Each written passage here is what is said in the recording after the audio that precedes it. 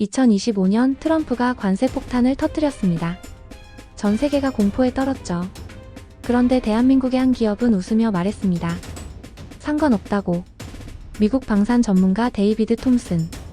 30년간 미군 최고 무기들을 개발해온 로키드 마틴의 수석 엔지니어였습니다. 그런 그가 한국에서 본 것은 충격 그 자체였습니다. 미국이 60년간 포기했던 기술을 대한민국이 완벽히 완성해 놓았거든요.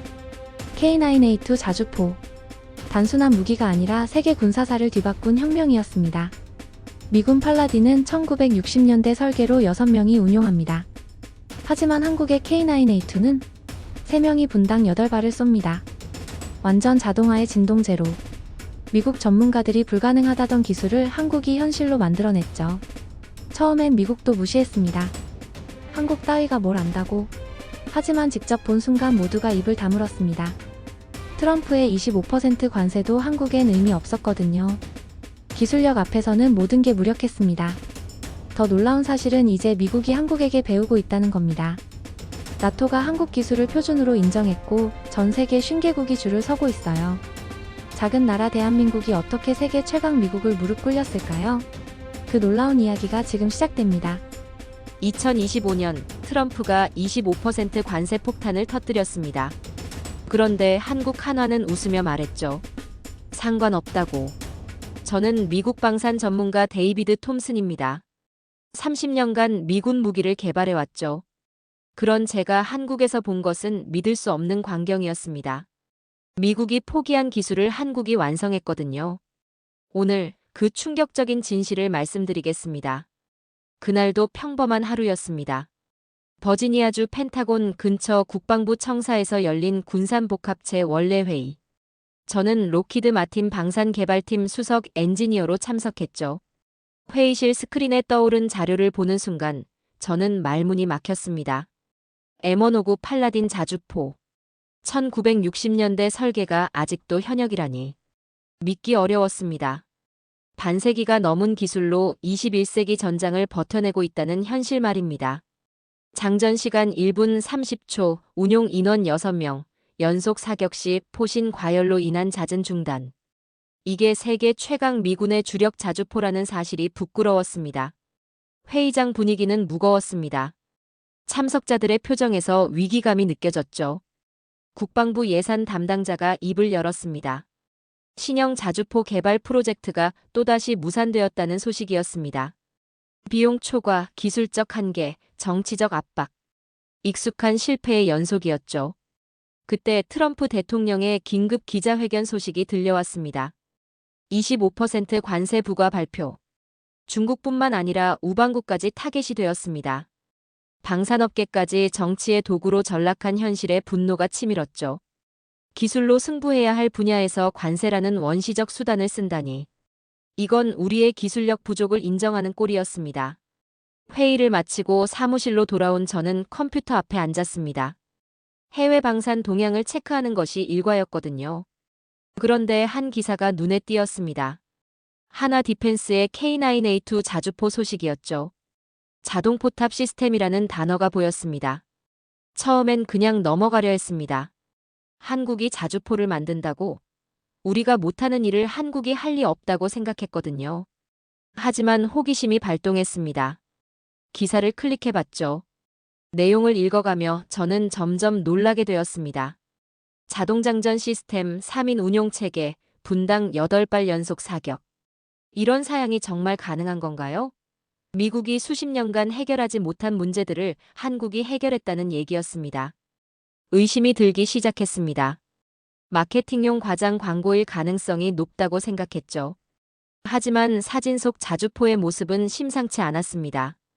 포탑의 각진 디자인, 센서들의 정밀한 배치, 무엇보다 전체적인 완성도가 예사롭지 않았거든요. 유튜브에서 K9A2 시연 영상을 찾아봤습니다. 화면 속에서 펼쳐지는 광경은 충격적이었죠.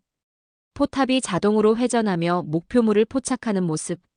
장전 과정에서 사람의 개입 없이 진행되는 일련의 동작들. 그리고 연속으로 발사되는 포탄들. 정말일까요? 아니면 컴퓨터 그래픽으로 만든 홍보 영상일까요? 30년 경력의 방산 전문가로서 저는 확신할 수 없었습니다. 하지만 한 가지는 분명했죠. 만약 저 영상이 실제라면 미국 방산업계에 경종을 울리는 사건이 될 거라는 점 말입니다. 동료들에게 이 영상을 보여줬습니다. 반응은 예상 그대로였죠. 대부분이 코웃음을 쳤습니다. 한국산 무기 따위가 미국을 위협할 리 없다는 반응이었거든요. 하지만 저는 그들의 반응에서 불안감을 읽었습니다. 진짜 위협이 될까봐 두려워하는 마음 말이죠. 그날 밤 저는 잠들지 못했습니다. 머릿속에서 K9A2의 모습이 계속 맴돌았거든요.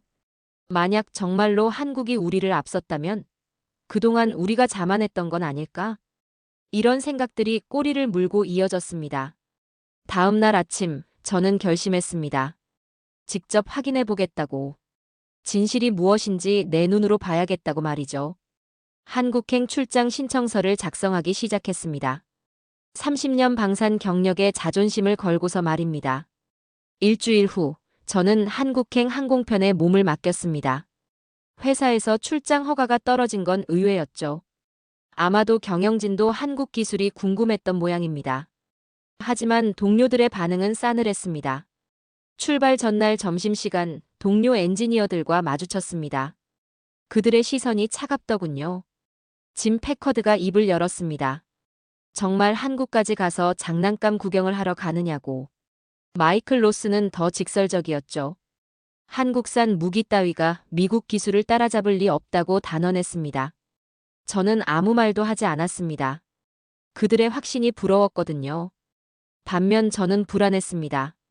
만약 제가 틀렸다면, 한국 기술이 정말 허상이라면, 그렇다면 저는 회사에서 웃음거리가 될 테니까요.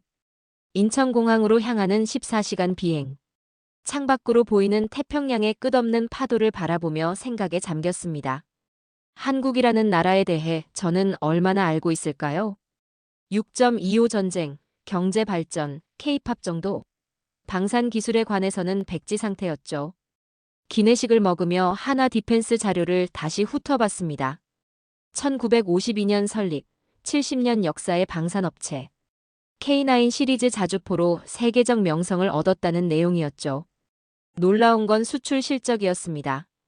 터키, 인도, 호주, 노르웨이. 미국 동맹국들이 한국 무기를 구매하고 있었거든요. 서울 상공에 도착했을 때의 첫인상은 강렬했습니다. 창밖으로 보이는 도시의 모습이 상상과 달랐거든요. 빌딩들이 질서정연하게 늘어서 있었습니다. 불빛들도 무작위가 아니라 어떤 패턴을 이루고 있더군요. 마치 군대처럼 정밀하다는 느낌이었습니다. 인천공항에서 서울로 향하는 길. 고속도로 양옆으로 펼쳐진 풍경에 감탄했습니다. 공장들의 굴뚝에서 뿜어져 나오는 연기, 24시간 돌아가는 듯한 활기, 그리고 모든 것이 빠르게 움직이는 속도감. 이 나라의 에너지가 느껴졌습니다. 하나 디펜스 본사에 도착한 건 오후 2시경이었습니다. 판교 테크노밸리에 위치한 사옥은 예상보다 현대적이었죠. 유리와 강철로 이루어진 외관이 미래적이었습니다. 로비에 전시된 각종 무기 모형들을 보며 저는 긴장하기 시작했습니다. 접수처에서 안내를 받아 회의실로 향했습니다. 복도를 걸으며 직원들의 모습을 관찰했죠. 젊었습니다. 대부분이 30대 초중반으로 보였거든요. 미국 방산업체와는 확연히 다른 분위기였습니다. 활기차고 역동적이었죠. 회의실 문이 열리며 하나 측 담당자들이 들어왔습니다. 팀장으로 소개된 김현수 박사는 40대 초반의 날렵한 인상이었죠. 스탠포드 대학 항공우주공학 박사 출신이라고 했습니다. 유창한 영어로 저를 맞이했거든요. 놀라운 건 통역이 필요 없다는 점이었습니다. 참석한 엔지니어들 모두가 영어로 대화했거든요. 이것만으로도 제 선입견이 깨지기 시작했습니다. 한국 엔지니어들의 국제적 수준을 실감했죠. 김 박사가 프레젠테이션을 시작했습니다. 첫 슬라이드에 나타난 건 K9A2의 전체 사양이었죠. 최대 사거리 40km, 자동장전 시스템으로 분당 8발 사격, 운용 인원 3명. 숫자만 봐도 기존 자주포의 상식을 뒤엎는 수준이었습니다. 하지만 저는 여전히 의심스러웠습니다. 프레젠테이션은 누구나 멋있게 만들 수 있거든요. 중요한 건 실제 성능이죠. 김 박사는 제 표정을 읽었는지 미소를 지으며 말했습니다. 내일 실제 시연을 보여주겠다고. 그날 밤 호텔에서 저는 동료들에게 이메일을 보냈습니다. 첫날의 인상을 간략히 전했죠. 생각보다 전문적이고 체계적이라고. 하지만 실제 성능은 내일 확인해봐야 한다고 덧붙였습니다. 잠들기 전 창밖으로 내려다본 서울의 야경이 인상적이었습니다. 한강을 가로지르는 다리들의 조명, 빌딩들의 네온 사인, 그리고 늦은 시간까지 켜져 있는 사무실 불빛들. 이 도시는 잠들지 않는 것 같았습니다. 과연 내일은 어떤 광경을 보게 될까요? 정말로 미국을 놀라게 할 기술을 확인할 수 있을까요? 아니면 그냥 과장된 마케팅일까요? 30년 경력의 방산 전문가로서 제 판단력이 시험받는 순간이 다가오고 있었습니다. 새벽 6시 알람 소리에 잠에서 깼습니다. 오늘은 운명의 날이었죠. K9A2의 실제 모습을 확인할 수 있는 날 말입니다. 샤워를 하며 마음을 다잡았습니다. 30년 경력의 자존심을 걸고 냉정하게 평가하겠다고 다짐했죠. 한화 측에서 보낸 차량을 타고 시험장으로 향했습니다. 서울에서 남쪽으로 2시간 거리의 대전 인근 종합시험장이었죠. 차창 밖으로 보이는 한국의 시골 풍경이 평화로웠습니다. 하지만 제 마음은 전혀 평화롭지 않았거든요. 시험장 정문을 통과하며 보안 검색을 받았습니다. 생각보다 철저했죠. 미국 군사시설 수준의 보안이었습니다. 이것만으로도 한화가 이 기술을 얼마나 중요하게 여기는지 알 수 있었죠. 넓은 사격장에 도착했을 때 저는 잠시 숨이 멎었습니다. 거기 서 있는 K9A2의 실물을 본 순간 말이죠. 사진으로 봤을 때와는 차원이 달랐습니다. 실제 크기는 더 압도적이었고 포탑의 각진 디자인은 더욱 날카로웠거든요. 김현수 박사가 자주포 옆으로 안내했습니다. 가까이서 본 K9A2는 정말 미래에서 온 무기 같았죠. 매끄러운 표면, 정밀하게 배치된 센서들, 그리고 무엇보다 전체적인 완성도가 예술품 수준이었습니다. 하지만 저는 여전히 회의적이었습니다. 겉모습만으로는 판단할 수 없거든요. 중요한 건 실제 성능이죠. 김 박사는 제 마음을 읽었는지 미소를 지으며 말했습니다. 이제 거짓말이 드러나겠다고 생각하고 계시죠? 맞습니다. 보여드리겠습니다. 운용팀 3명이 자주포에 탑승했습니다. 지휘관, 포수, 그리고 운전수. 기존 미군 자주포의 절반 인원이었죠. 정말 3명으로 가능할까요? 의심스러웠습니다. 시연이 시작되었습니다. 먼저 포탑이 자동으로 회전하기 시작했죠. 부드럽고 조용했습니다. 미군 팔라딘의 거친 기계음과는 차원이 달랐거든요. 마치 정밀 시계의 톱니바퀴가 돌아가는 것 같았습니다. 목표물이 설정되었습니다. 3km 떨어진 폐차량이었죠. 포구가 정확히 목표를 향해 조준되었습니다. 그 정밀함에 첫 번째 충격을 받았습니다. 사람의 손이 아닌 기계가 이렇게 정확할 수 있다니. 그 다음 벌어진 일은 정말 믿기 어려웠습니다. 자동장전 시스템이 작동하기 시작한 거예요. 포탄이 자동으로 장전되는 모습을 직접 본 순간 저는 할 말을 잃었습니다. 사람의 개입 없이 모든 게 기계적으로 진행되었거든요. 첫 번째 발사. 쾅. 포탄이 목표를 향해 날아갔습니다. 명중했습니다. 하지만 더 놀라운 건 그 다음이었죠. 연속으로 포탄이 장전되고 발사되는 모습 말입니다. 두 번째, 세 번째, 네 번째. 진동이 없었습니다. 이게 가장 충격적이었죠. 기존 자주포들은 연속 사격 시 엄청난 진동으로 정확도가 떨어집니다. 하지만 K9A2는 달랐거든요. 마치 진동 흡수 시스템이 완벽하게 작동하는 것 같았습니다. 8번째 발사까지 완료되었습니다. 8발 모두 정확히 목표를 명중시켰죠. 연속 사격 시간은 불과 3분이었습니다. 미군 팔라딘으로는 불가능한 성능이었거든요. 포신 온도 측정 결과가 발표되었습니다. 정상 범위 내였죠. 연속 8발 사격 후에도 과열되지 않았다는 뜻입니다. 이건 정말 혁신적이었습니다. 기존 자주포의 고질적 문제를 완전히 해결한 거였거든요. 저는 말문이 막혔습니다. 30년 방산 경력 동안 이런 광경은 처음이었거든요. 미국이 수십 년간 해결하지 못한 문제들을 한국이 모두 해결해 놓았다니. 믿고 싶지 않았지만 현실이었습니다. 김현수 박사가 다가와서 물었습니다. 어떠시냐고. 저는 솔직하게 답했죠. 놀랍다고. 정말 놀랍다고 말입니다. 하지만 동시에 복잡한 감정이 들었습니다. 미국 방산업계의 자존심이 무너지는 느낌이었거든요. 시연이 끝난 후 기술진과의 질의응답 시간이 있었습니다. 저는 가장 궁금했던 점을 물어봤죠. 어떻게 이런 기술을 개발할 수 있었냐고. 김 박사의 답변은 의외였습니다. 그저 효율을 추구했을 뿐이라고 하더군요. 효율. 그 단어가 머릿속에서 맴돌았습니다. 미국은 복잡하고 화려한 기술에 집착했는데 한국은 단순하고 효율적인 해답을 찾았던 거죠. 이게 바로 차이였습니다. 돌아가는 차 안에서 저는 깊은 생각에 잠겼습니다. 오늘 본 것은 단순한 무기 시연이 아니었습니다. 패러다임의 전환이었죠. 미국이 놓친 것을 한국이 찾아낸 순간이었습니다. 그날 밤 호텔방에서 저는 보고서를 작성하기 시작했습니다. 30년 경력 동안 가장 어려운 보고서였죠. 미국 방산업계의 자존심을 뒤흔들 내용을 써야 했거든요. 하지만 전문가로서 진실을 외면할 수는 없었습니다. 키보드 앞에 앉아 첫 문장을 고민했습니다. 어떻게 시작해야 할까요? 한국의 K9A2가 미국 기술을 앞섰다는 사실을 어떻게 표현해야 할까요? 결국 가장 솔직한 표현을 택했습니다. 우리가 뒤처졌다고. 새벽 2시까지 보고서를 썼습니다. 기술적 세부 사항, 성능 분석, 그리고 미국에 주는 시사점까지. 모든 걸 객관적으로 기록했죠. 감정을 배제하고 오직 사실만을 담았습니다. 전문가의 양심을 걸고서 말이죠. 보고서를 본사로 전송한 건 새벽 3시였습니다. 시차를 고려하면 미국은 오후 시간이었죠. 곧 회사 전체가 뒤집어질 거라는 예감이 들었습니다. 하지만 후회하지 않았습니다. 진실은 감춰지면 안 되니까요. 다음 날 아침 예상대로 본사에서 연락이 왔습니다. 부사장 직통 전화였죠. 목소리에서 당황감이 느껴졌습니다. 정말 한국 기술이 그 정도냐고 물었거든요. 저는 단호하게 답했습니다. 보고서에 쓴 그대로라고.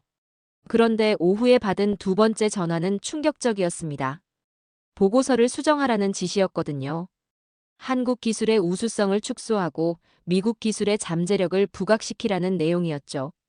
저는 거부했습니다. 사실을 왜곡할 수는 없다고 말했거든요. 전화기 너머로 들리는 침묵이 길었습니다.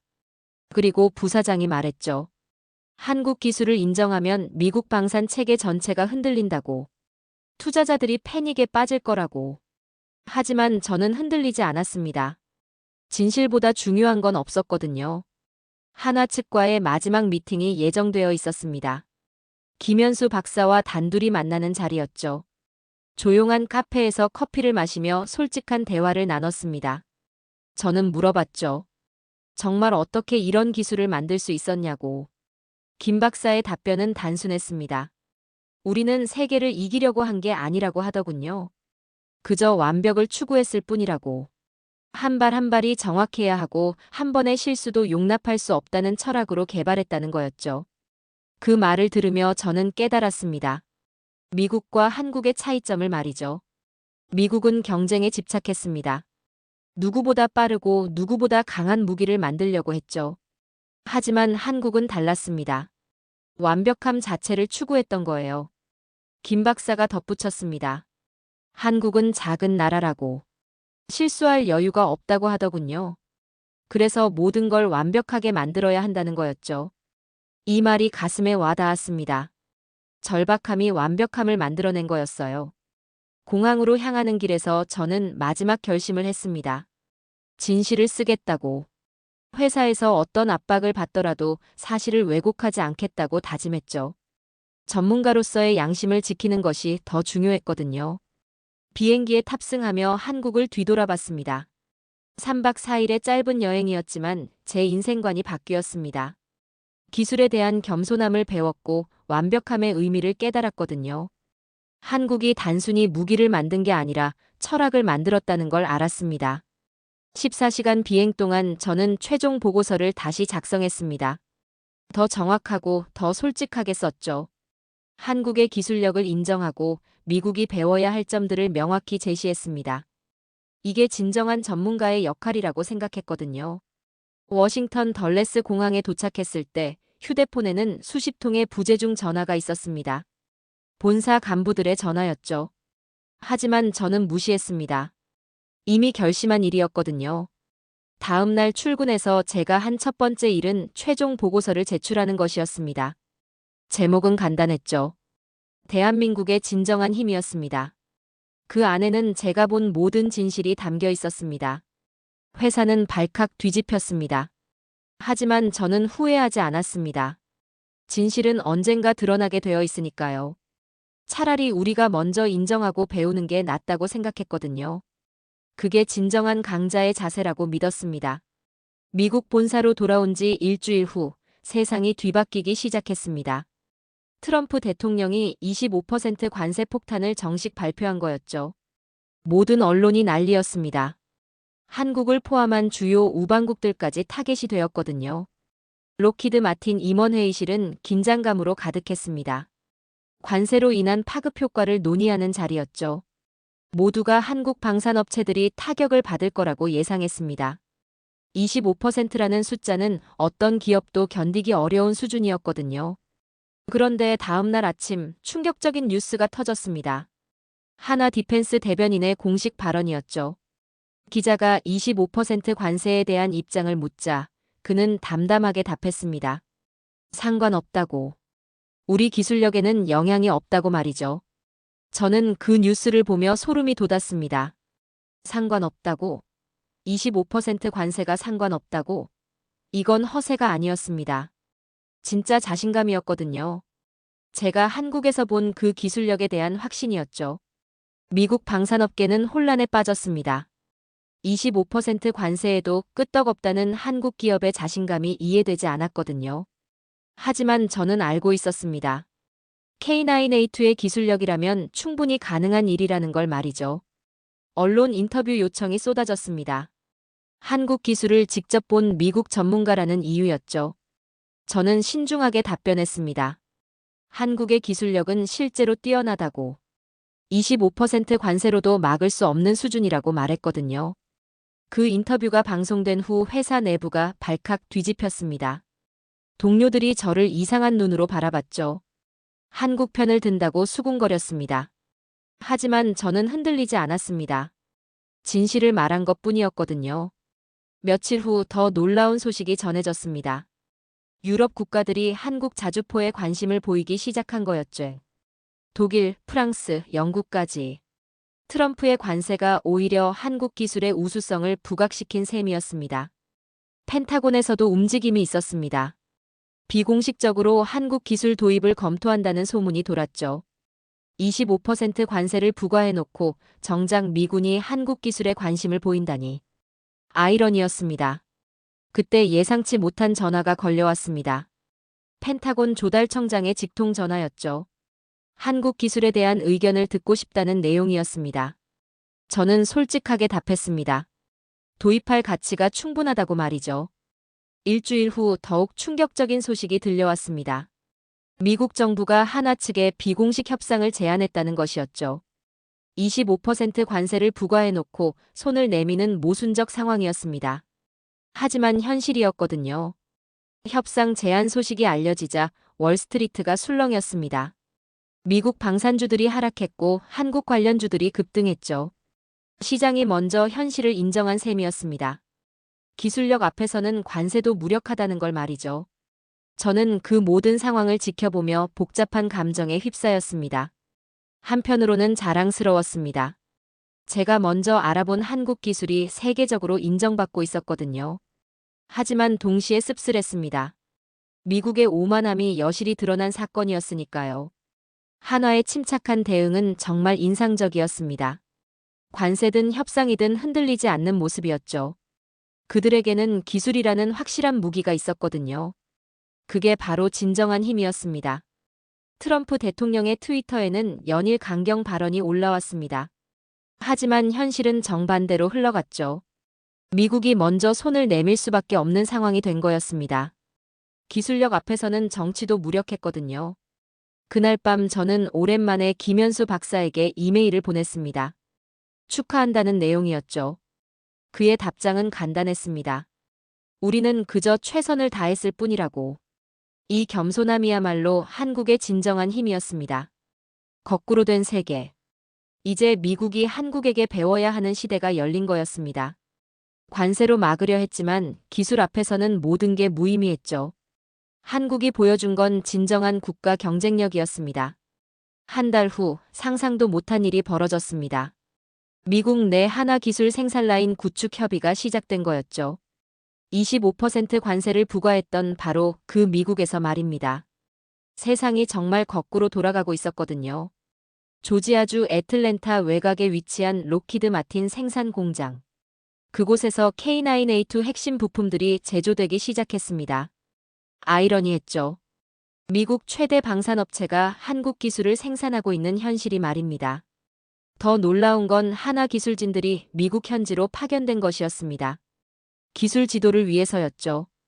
김현수 박사를 포함한 10명의 엔지니어들이 애틀랜타에 상주하게 되었습니다.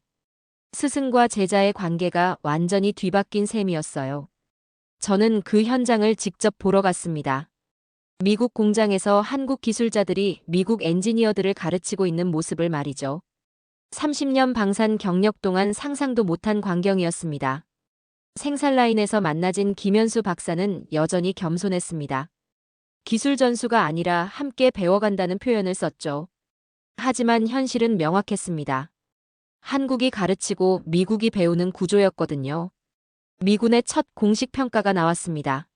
세계 최고 효율이라는 결과였죠. 연속 사격 성능, 정확도, 안정성 모든 면에서 기존 무기를 압도했습니다. 이제 더 이상 의심할 여지가 없었어요. 펜타곤 브리핑룸에서 공식 발표가 있었습니다. 국방장관이 직접 나서서 한국 기술 도입의 필요성을 역설했죠. 국가 안보를 위해서는 최고의 기술을 받아들여야 한다고 말했습니다. 그 브리핑을 보며 저는 감회가 새로웠습니다. 불과 몇 달 전만 해도 한국 기술을 의심했던 미국이 이제는 공식적으로 인정하고 있었거든요. 진실은 결국 드러나게 되어 있다는 걸 실감했습니다. 생산 현장에서 만난 미국 엔지니어들의 표정은 복잡했습니다. 자존심이 상한 듯 보였지만 동시에 감탄하는 기색도 역력했죠. 한국 기술의 정교함에 감복하고 있었거든요. 김현수 박사와 함께한 저녁 식사 자리에서 저는 솔직한 심정을 털어놨습니다. 부끄럽다고. 한국 기술을 처음에 의심했던 제 자신이 부끄럽다고 말했죠. 그는 미소를 지으며 답했습니다. 의심하는 게 당연하다고 말이에요. 하지만 그의 다음 말이 저를 울컥하게 만들었습니다. 의심을 확신으로 바꿔주신 분이 바로 당신이라고 하더군요. 제가 쓴 보고서가 미국 내에서 한국 기술 인정의 출발점이 되었다는 얘기였습니다. 그때 깨달았습니다. 제가 한 일의 의미를 말이죠. 단순히 기술을 평가한 게 아니라 두 나라 사이의 교량 역할을 한 거였습니다. 진실을 인정하는 용기가 더 큰 변화의 시작이 되었던 거죠. 미국 언론들도 변화하고 있었습니다. 처음에는 한국 기술을 폄하하던 매체들이 이제는 찬사를 보내고 있었거든요. 현실을 부정할 수 없게 된 거였습니다. 월스트리트 저널에 실린 기사 제목이 인상적이었습니다. 우리는 한국을 따라잡을 수 있을까? 였죠. 불과 몇 달 전까지만 해도 상상할 수 없던 제목이었습니다. 그 기사에는 제 이름도 인용되어 있었습니다. 한국 기술의 우수성을 최초로 인정한 미국 전문가라고 소개되었죠. 자랑스럽기도 했지만 부담스럽기도 했습니다. 공장 견학을 마치고 돌아가는 길에 저는 깊은 감동에 휩싸였습니다. 한국과 미국이 함께 더 나은 기술을 만들어가는 모습을 봤거든요. 이게 바로 진정한 동맹의 의미였습니다. 하나 기술자들의 마지막 인사가 따뜻했습니다. 함께 배워갈 수 있어서 감사하다고 하더군요. 이 겸손함이야말로 그들이 성공할 수 있었던 이유였습니다. 거꾸로 된 세계. 하지만 이게 더 자연스러운 모습일지도 모르겠습니다. 좋은 기술은 어디서 나왔든 인정하고 배우는 것. 그게 진정한 강자의 자세니까요. 6개월 후 벨기에 브뤼셀에서 열린 나토 무기체계 시연회. 이곳에서 세계 군사사의 새로운 장이 열렸습니다. K9A2가 유럽 경쟁작들을 상대로 최종 시연을 벌이는 날이었거든요. 저는 미국 대표단의 일원으로 참석했습니다. 하지만 이번에는 관찰자가 아니라 한국 기술의 지지자였죠. 지난 몇 달간 직접 확인한 바에 따르면 K9A2는 충분히 경쟁력이 있었거든요. 시연장에는 유럽 각국의 군 관계자들이 몰려들었습니다. 독일의 라인메탈 판처하우비체 2000, 프랑스의 시저 자주포, 그리고 한국의 K9A2. 세계 최고 수준의 자주포들이 한자리에 모인 거였습니다. 독일 대표단의 자신감이 대단했습니다. 라인메탈은 150년 전통의 방산업체였거든요. 프랑스도 마찬가지였죠. 네사르 그룹의 시저 자주포는 이미 세계 각국에서 검증받은 무기였습니다. 하지만 한국 대표단은 달랐습니다. 조용했지만 자신만만했죠. 김현수 박사를 비롯한 한화 기술진들의 표정에서 여유가 느껴졌습니다. 마치 이미 결과를 알고 있다는 듯한 모습이었어요. 첫 번째 독일 자주포 시연이 시작되었습니다. 판처하우비체 2000은 확실히 인상적이었죠. 분당 10발의 사격 성능을 자랑했습니다. 유럽 관계자들이 고개를 끄덕였어요. 두 번째는 프랑스 시저였습니다. 기동성이 뛰어났죠. 사격 후 신속히 위치를 이동하는 모습이 인상적이었습니다. 프랑스 대표단이 만족스러운 표정을 지었어요. 드디어 K9A2의 차례가 왔습니다. 한국 자주포가 시연장 중앙으로 이동했죠. 유럽 관계자들의 시선이 집중되었습니다. 아시아 무기에 대한 호기심과 의구심이 교차하는 눈빛이었어요. 시연이 시작되자 분위기가 바뀌었습니다. K9A2의 포탑이 자동으로 회전하며 목표를 포착하는 모습을 본 순간 현장이 조용해졌거든요. 그 정밀함과 속도에 모두가 집중했습니다. 자동장전 시스템이 작동했습니다. 사람의 개입 없이 포탄이 연속으로 장전되는 모습에 독일 관계자들이 놀라는 표정을 지었죠. 150년 전통의 라인메탈도 이런 자동화는 구현하지 못했거든요. 연속 사격이 시작되었습니다. 한 발, 두 발, 세 발. 진동이 없었습니다. 포신이 흔들리지 않았어요. 8발까지 연속 사격이 완료되자 현장은 완전히 조용해졌습니다. 결과 발표가 나왔습니다. 명중률 100%, 사격시간 최단, 진동수치 최저. 모든 항목에서 K9A2가 1위를 차지했습니다. 수치상으로는 압도적 승리였죠. 독일 대표단의 표정이 굳어졌습니다. 150년 전통이 무너지는 순간이었거든요. 프랑스 관계자들도 마찬가지였어요. 유럽의 자존심이 아시아 기술에 무릎을 꿇은 역사적 순간이었습니다. 시연 후 기자회견이 열렸습니다. 각국 군사 전문지 기자들이 몰려들었죠. 질문이 쏟아졌습니다. 어떻게 이런 기술이 가능했냐는 것이었어요. 김현수 박사의 답변은 여전히 겸손했습니다. 완벽을 추구했을 뿐이라고 하더군요. 하지만 그 겸손한 답변이 오히려 더 강렬했습니다. 진정한 자신감에서 나오는 여유였거든요. 그날 저녁 만찬에서 나토 사무총장이 특별 연설을 했습니다. 한국 기술의 우수성을 공식 인정한다는 내용이었죠. 이제 K9A2는 나토 표준 무기로 검토될 예정이라고 발표했습니다. 저는 그 자리에서 벅찬 감동을 느꼈습니다. 제가 처음 의심스럽게 바라봤던 한국 기술이 이제 세계 표준이 되고 있었거든요. 진실은 결국 승리한다는 걸 다시 한번 확인했습니다. 다음 날 아침 유럽 각국 언론들이 일제히 보도했습니다. 한국이 유럽을 넘어섰다는 헤드라인이 대서특필되었죠. 이제 한국은 더 이상 따라잡는 나라가 아니라 쫓아가야 할 나라가 되었습니다. 세계 군사력의 축이 이동하고 있었습니다. 서구 중심에서 다극화로. 그리고 그 중심에 한국이 서 있었죠.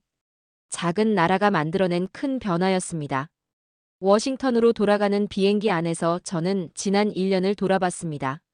한국에 대한 의심으로 시작된 여행이 존경과 감동으로 끝나고 있었거든요. 창밖으로 흘러가는 구름을 바라보며 깊은 생각에 잠겼습니다. 우리는 기술을 만들었지만 그들은 철학을 만들었습니다. 이게 제가 내린 결론이었죠. 미국은 더 강하고 더 빠른 무기를 추구했습니다. 하지만 한국은 더 완벽하고 더 정확한 무기를 만들었어요. 그 차이가 결과를 갈랐습니다. K9A2의 전 세계 수출 성과를 정리한 자료를 다시 봤습니다. 놀라운 숫자들이었죠. 유럽, 아시아, 중동까지 50여 개국이 도입을 검토하고 있었습니다. 이제 한국이 세계 표준이 되고 있었어요. 하지만 가장 큰 변화는 저 자신이었습니다. 30년간 미국 기술의 우월성을 당연하게 여겼던 제가 이제는 겸손함을 배웠거든요. 기술에는 국경이 없다는 것, 좋은 것은 어디서 나와도 인정해야 한다는 걸 깨달았습니다. 김현수 박사가 마지막에 해준 말이 계속 생각났습니다.